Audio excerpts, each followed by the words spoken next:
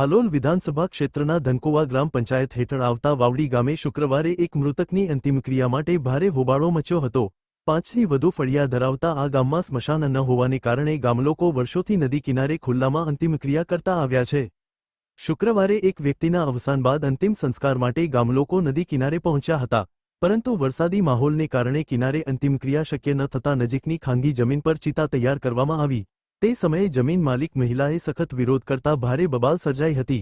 અહીં સુધી કે મહિલા ચિતા ઉપર જ ચડી જતા કલાકો સુધી અંતિમક્રિયા અટકી રહી હતી। ઘટના સ્થળે તલાટી તથા પોલીસે દખલ કરતા મહિલાને સમજાવી અંતે તેની મંજૂરીથી અંતિમક્રિયા પૂર્ણ કરવામાં આવી હતી। ગામલોકોનો આક્ષેપ છે કે મોટું ગામ હોવા છતાં આજે સુધી સ્મશાનની કોઈ સત્તાવાર વ્યવસ્થા નથી। ખાસ કરીને ચોમાસા દરમિયાન ચિતા સળગાવવી ભારે મુશ્કેલ બની જાય છે। આઝાદી પછીના દાયકાઓ બાદ પણ ગામલોકોને મૃતકની અંતિમક્રિયા માટે આ પ્રકારની વેદનાઓ સહન કરવી પડે છે, તે દુર્ભાગ્યપૂર્ણ છે।